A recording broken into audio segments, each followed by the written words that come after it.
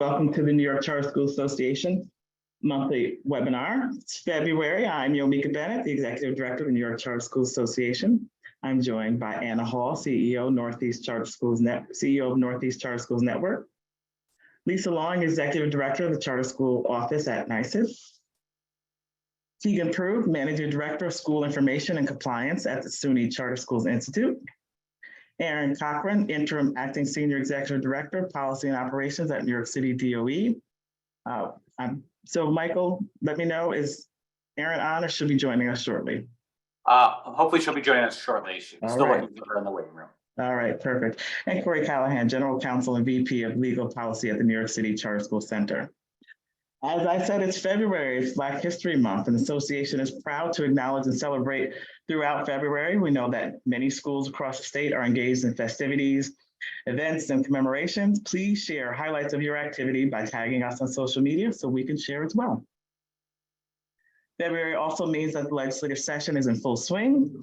So we will begin today with some updates and announcements from the association on the executive budget. Then we'll hear from updates from the authorizers and our partners. We'll follow up with a Q&A. Please put your questions in the chat or raise your hand and unmute. After the Q&A, we have some special spotlights from two schools. As you know, last week, Governor Kathy Hochul released her executive budget proposal for the upcoming fiscal year, which begins April 1st. Included in the $277 billion spending plan were a couple of specific proposals related to charters. The elimination of the regional cap on the number of charters that may be issued in New York City, permanently authorizing the reissuance of any charter surrendered, revoked, terminated, or non-renewed, aka reviving the zombies. There were no changes to the charter tuition formula in the governor's budget. Schools will see charter aid amounts grow or change consistent with the current statutory formula. And the final phase of fully funded foundation aid was also included in the governor's budget. So we're grateful for the governor's proposal, but as you may well know, union leaders, legislators, and others have begun to voice their strong opposition to these initiatives. From press conferences to news articles, op-eds, and to social media campaigns, charter schools are under attack. Our critics had focused on derailing not only the proposals in the executive budget, but stopping any other support for charter schools, as well as imposing additional restriction on public charter school education. Last week, I joined Nakia Franklin, an Elmwood Village Charter School parent, and James Merriman, CEO of the New York City Charter School Center, to testify at the budget hearing. If you have 11 hours to spare, I encourage you to watch the joint legislative budget hearing on education that was held last week to see what we were up against. You can read the full text of our testimonies and watch the replay of the hearing online. I presented the association's key priorities, which include fair funding, that's parity per pupil spending, and per pupil spending, and access to building and transportation aid, so that charter school aid matches on a per pupil basis. There's some parity there between what a child would get for going to a district school versus going to a charter school, and getting access for charter schools to building aid and transportation aid. Streamlined state aid payment for our schools, that is allowing charters to opt in to receive charter aid directly as opposed to getting the reimbursement from the school district. Increasing access to quality schools and diversity in leadership. This means not only removing the limit on charter schools, but also creating the Education Equity Fund to provide facility funding to support people who open and operate charter schools. And so the Education Equity Fund would be an opportunity to get a grant as well as some revolving loan funds for charter schools to help with facility funding. And then finally, and I'll say last but not least, equal access to public education programs for charter school students. Programs such as My Brother's Keeper, P-TECH, Smart Transfer Early High School, student mental health support, et cetera. You all know well what programs that you at your schools and your students don't have access to. We want to eliminate that inequity and make sure that there's parity there. On that note, please let me know if there are any programs that you and your school community didn't have access to make sure that we have it specifically on our list. We've been asked for this list, and I will be sharing it with both the governor's office as well as the legislature. Thank you for that shout out, Linda. I appreciate it. And so we also want to make sure that we have that good catalog to make sure as these things are rolled back or if anything increases or changes, we want to know what's going on. We know our partners in charter education advocacy are also working on legislative priorities, including supporting the READ Act, teacher diversity initiatives, other facility funding efforts, and fair funding for unionized schools. So from the big items to small, we all have to be involved in advocacy. Thank you once again to everyone who signed on for our letter writing campaign last month. In total, we were able to get more than 1,000 letters in front of the governor in less than a month. But there is definitely more work to do. As Natasha Cherry Perez on our team might say, keep your foot on the gas.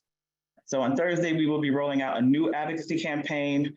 If we send 1,000 letters in January, we need to send 5,000 to the members of the legislature and the governor over next month. We are in for a big fight. We have real asks that we think will help you all better serve the kids, benefit the children at the end of the day, and we need the legislature to get behind those initiatives, including supporting the ones that are already in the budget because everything's in jeopardy. So we also need everyone to call, visit, tweet, and more. We will have we'll roll out our advocacy efforts. If there are things that you are doing right now that you want to do, if you want to raise your hand and join us in brainstorming other creative efforts, please reach out to me. I want to give a shout out to Elmwood Village, who sent copies of the student letters that they sent to the governors. That's great. It all helps in our advocacy. It all helps to reach out to all those folks who are going to be deciding whether or not what happens in the budget vis-a-vis public charter education. There are plans for other visits, maybe to the Capitol, rallies, more to come, walk the halls and meet with the legislators and governor staff here in Albany. I'll join you, I'll be with you, so we can talk about the importance of, again, public charter school education. So look out for an email on Thursday with a call to action. Encourage your school community to get involved as well. This is a critical time for the charter community, and we need to let our voices be heard. Moving on to other ways for our voices to be heard, the association is looking for new ways to collaborate on advocacy and support member schools. We are also looking to update our contact list for school communication professionals. That way we can enhance public relations and media storytelling opportunities. So please take a moment to complete the form we're dropping in the chat to add the name of the individuals primarily responsible in your school for communications efforts. You can also email the information to Amy, our new Senior Director of Communications. Her email is also in the chat.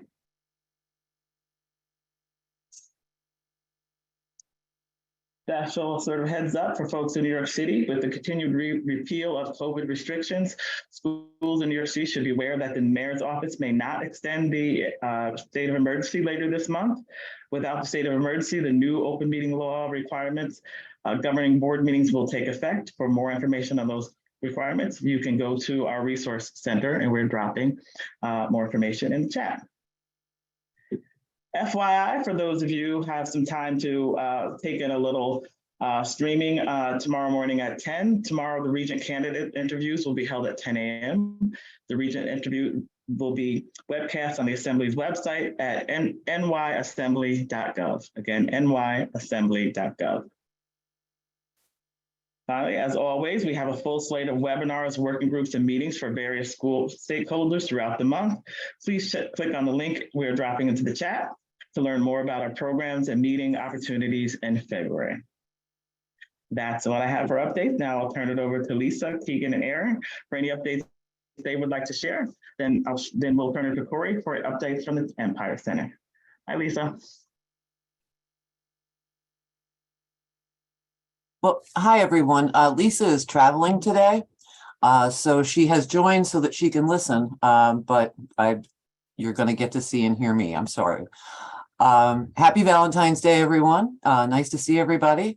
And we don't really have any updates right now from SED, but we're happy to hear any questions that you might have. So I'll send it over to SUNY. Okay, thanks, Janet, and thanks, Yumika. Good afternoon, everybody. Just a couple quick updates from SUNY for today. Our 2023 request for proposals for new charters has been released for applicants seeking to establish schools outside of New York City. The RFP and timeline are available on our website, and I will drop that in the chat. Secondly, our excellent finance team has asked me to remind our schools that Q2 financial reports are due tomorrow, February 15th.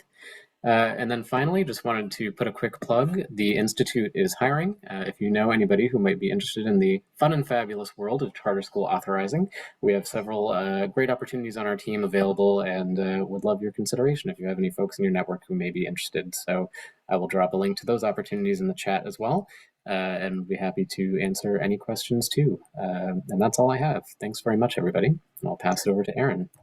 All right. Well, I think Aaron is not yet here. Hi, Corey. We'll pass it to you. Well, yeah, I did not see Aaron. I'm sure folks will get their C Weekly today, so there'll be stuff in there. Just one highlight I wanted to point out that I know will be in there is charters that are offering pre-K. If you're a current provider, this is the time of year where DOE opens up for a consideration of if you need more seats.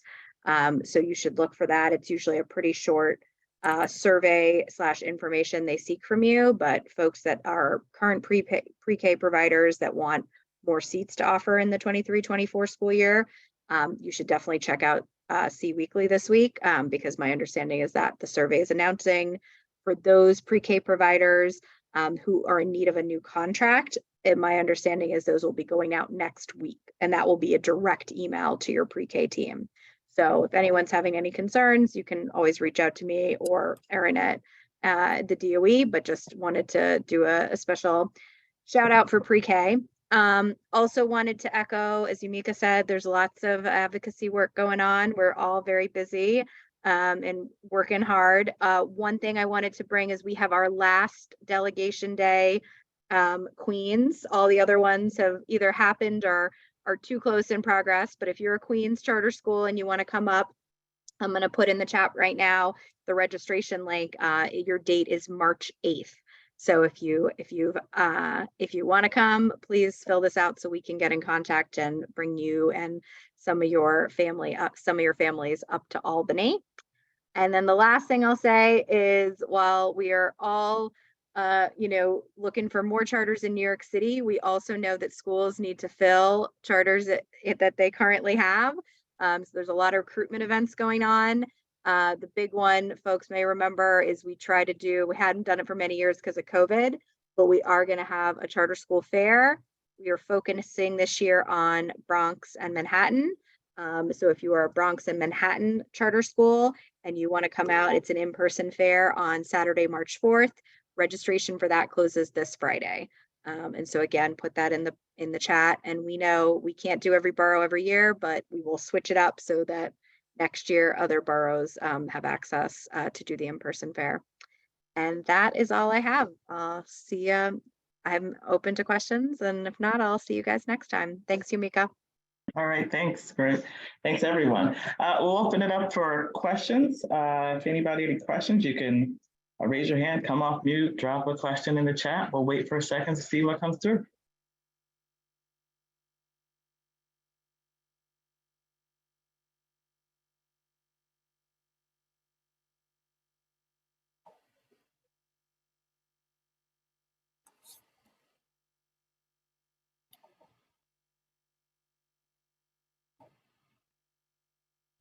Okay, seeing and hearing none, we'll move on. So now we're going to move to the second part of our webinar. We know that February is an important month for student recruitment. Thank you, Corey, for shouting that out.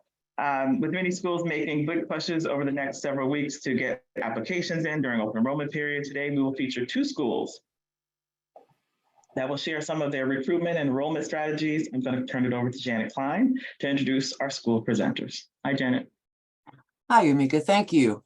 And I'm very, very pleased to introduce you to first Arthur Samuels, co-founder and co-executive director of Mesa Charter High School. Mesa stands for Math, Engineering, and Science Academy, and the school opened its doors on August 19th of 2013. The school is located in the Bushwick neighborhood of Brooklyn, serving 500 students in grades 9 through 12, mostly from the surrounding community. Since opening its doors, Mesa has averaged a 94% graduation rate for its students, sending graduates to top 4-year colleges, including Brown, Cornell, NYU, and top SUNY and CUNY schools.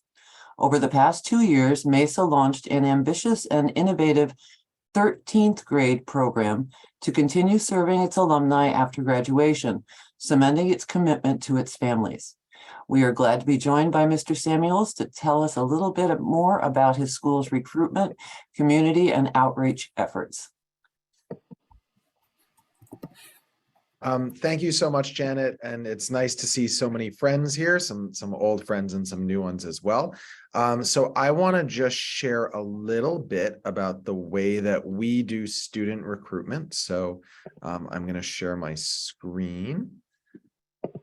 Okay. Can everybody see? Can you give me like a thumbs up if you can see the screen? Okay, great. And now I need to move this. Okay. So I want to be mindful of everyone's time and pretty quick. Enrollment is a complex subject that we want to try to tackle as quickly as possible. But why on earth should you pay any attention to what we have to say about enrollment? Who are we? So like Janet said, we're a 9 through 12 standalone high school in Bushwick. We serve approximately 5 students. We've been there for 10 years. We opened, as she said, in August 2013, and we've had a lot of success, 94% cumulative graduation rate, and like she said, those outcomes. But I think what's most germane to this conversation is that we have always been fully enrolled from the moment that we've started, and we've always had over 100 students on our wait list. So we've managed to, create an environment that people want to be a part of, and we've gotten the word out about that. And so I wanted to share a little bit today about how we do that. So I think of the student recruitment timeline really in 4 steps. We're thinking of first prospective applicants in the fall and winter.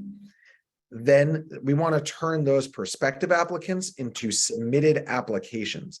And I think the mistake that schools make sometimes, and I remember sort of seeing this with some of our peer schools when we were opening, is thinking that the goal is to get a lot of applications. And the goal is to get a lot of applications, but that's not where the process ends. So we think a lot also about how are we turning submitted applications into registered students? And then how are we turning registered students into students who actually show up and enroll in the fall? Because that's really the crucial space. I remember when we were first opening, I was nervous. Our first year, we had 400 applications for our brand new school, and I thought that might not be enough for 125 new freshmen. One of the other schools that we were incubating with had over 1,000 applications for their middle school that they were starting. But we had done a lot more outreach to make those applications high quality. We'd had a lot more touch points that I'll talk about in a minute. And so our yield from our 400 was much, much higher. And of the kids who got in via the lottery, probably 80 or 90 actually enrolled in the school, whereas that other school burned through their entire wait list by, probably the end of May. And so they had a really hard time filling their seats. And I think it was because they had been too focused on just getting applications without thinking about kind of the quality of those applications in terms of their connection with the school. Were those kids likely to actually show up? And so I wanted to share kind of the ways that we do that. So we think about recruitment, and the key with the recruitment is we hit people in as many different ways as possible. Think of it as an advertising campaign. We do mailings, we do in-person recruitments at all of our local middle schools. We reach out to parent coordinators and guidance counselors and principals and say, can we come in?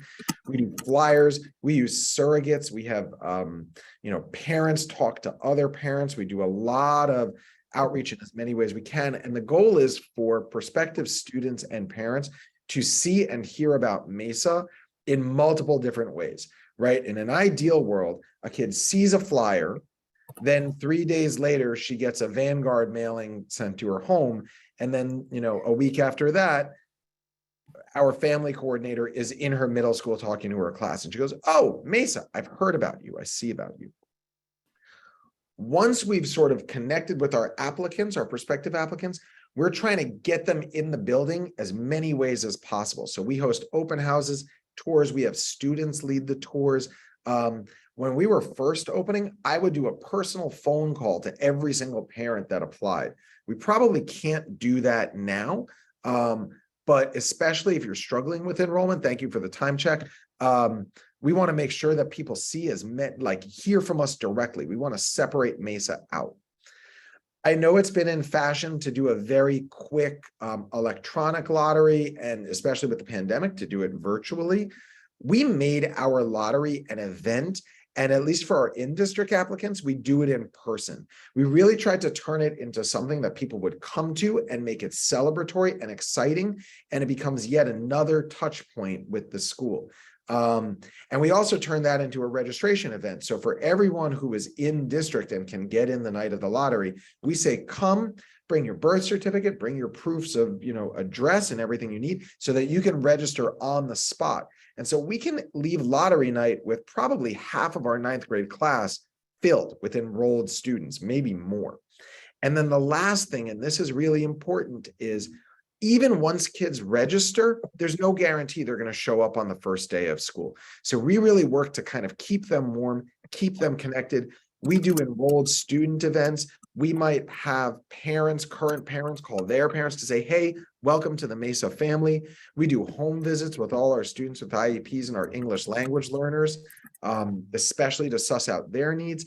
And then we hold multiple orientation events over the summer, and we keep track of attendance. So if we have someone who hasn't shown up for one of our events, we might call and say, hey, are you planning to come? So that we know that we can backfill their seat if they say, I'm actually going to decline the spot. So those are the ways that we've gone about, I think, maintaining a successful enrollment. I'm happy to answer any questions about that offline, but I want to be mindful of time. And so I'll stop sharing my screen from there. Thank you, everyone.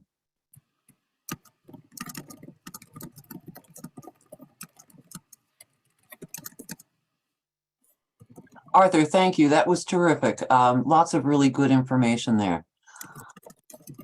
I would like to introduce now from Virtus Charter School, Julie Loki, the Chief Education Officer, along with Levi Bennett, Director of School Success. Virtus is an all-boys year-round high school located in Rochester, serving young men at risk of not completing high school, including overaged and undercredited students who have not succeeded in other academic environments. Their innovative, non-traditional blended learning academic model, career focus, and preceptor support system is unlike any other school in Western New York and provides a real alternative for parents and students alike. The school is based around 4 design pillars, which stem from its core beliefs and values: strong relationships, personalized year-round academics, character education, and career preparation. Please welcome Ms. Loki and Mr. Bennett to share more about their school. Thank you, Janet. I'm going to turn most of it over to Mr. Bennett. I'll just do a little bit of a lead-in. Unlike Arthur, we have historically been under-enrolled here at Virtus, topping out at about, I think, 80% of our charter enrollment. This year, though, we are at 94% of our charter enrollment and at our highest enrollment ever, which we are super proud of. And large part is due to the efforts of my team, which is led in this instance by Mr. Bennett. It's a hard sell. A year-round all-boys school is a little bit of a hard sell here in Rochester. And although we have a lot of unique programming, which Levi will talk about, we're in our 9th year and we have not been as well known and in the community, and even though Rochester is a small community, as we'd like. So this year we did a little bit of a different focus, and I'll let Mr. Bennett take that over.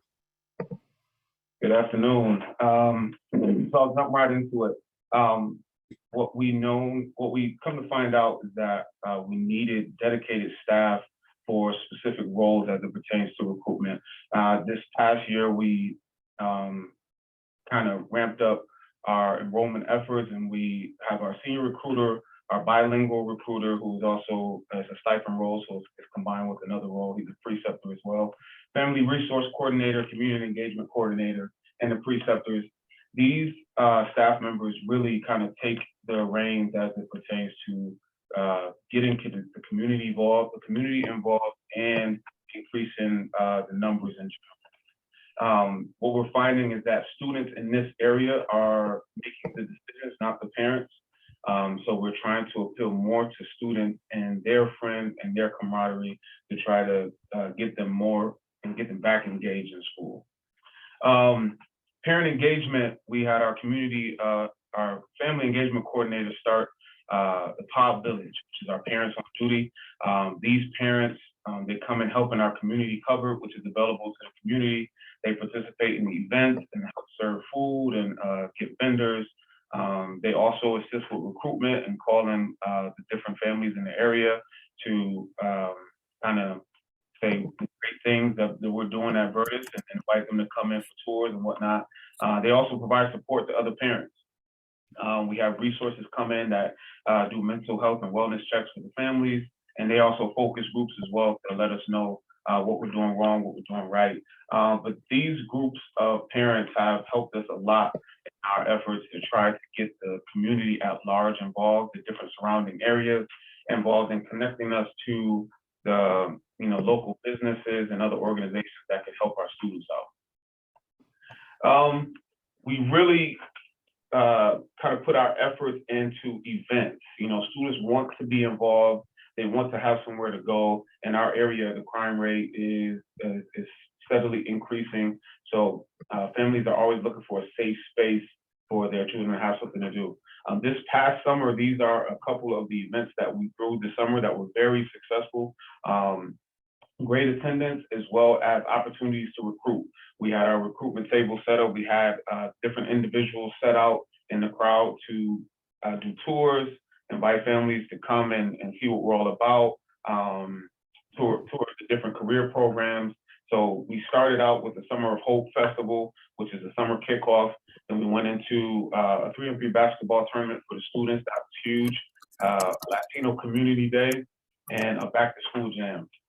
And the key element for these events is we invited all the community leaders, entertainment, everybody came out to kind of enjoy the summer, have a great time, enjoy some good food, and also take a tour of to see what we have going on and offer up another option for students in the area. So yeah, this grassroots kind of attack on enrollment and recruitment has been super helpful in just getting our name out in the community and getting people on campus that would not normally have been on campus, and they know somebody who might have a student that could benefit from our program. So we take every opportunity. As Arthur said, the calls and everything are super helpful, but getting them on campus we find is even a better trigger in getting them not only to apply, but then to enroll. Absolutely. Keep it moving. We also created career programming classes built around the students' interest in this area. That interest was 100% music production, esports and gaming class, barbering class, and a construction/skilled trades class. We got these classes going and was able to integrate them as a part of our regular day. So students had additional reasons to want to come to school, to be a part of these programs, and having community partners help us with these programs so that students knew that, okay, if I'm coming for the barbering program, it's a community leader that's helping us out with the barbering program that is, known in the community, and students know who they are. Students a lot of times will tell us today that, yeah, I'm coming to school because I'm interested in music and I want to create music and I want to be an artist or whatever the case. So we have these classes available and we use them as incentives to come to school. So attendance is at a certain height, behavior is at a certain place where it needs to be. You can participate in these classes and stay in them and really hone in on what it is that you want to do after graduation. So we've noticed that this is also a huge factor in students saying that, okay, I want to come to Vertus. Our team awards and incentives are also huge. Students are oftentimes not celebrated in this community where they are constantly seeing the negativity, you're not doing this, you're not doing that, whatever the case. We use these team awards to incentivize all types of things, attendance, progress, grades, the whole 9 yards. And each student can now see the light at the end of the tunnel, and they have things to reach for that they're interested in. Those, especially those who are not interested in making good grades for the sake of their future and just making good grades. And I see my time is coming up, so I'll pause right there. Anything else, Ms. Losi? No, I think that's great. We're really, to Arthur's point about having a program that students want to be a part of, a little bit of a different bent than maybe the Mesa school, but really this is really in line with our charter and our pillars of career development and really reaching those students that have been disengaged from school. So we try to be creative in finding ways to do that.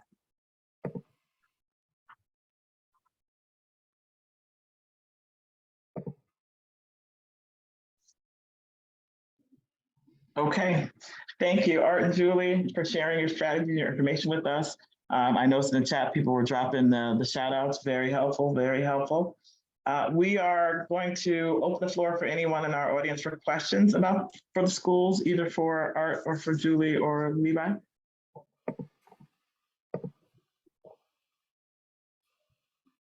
Okay.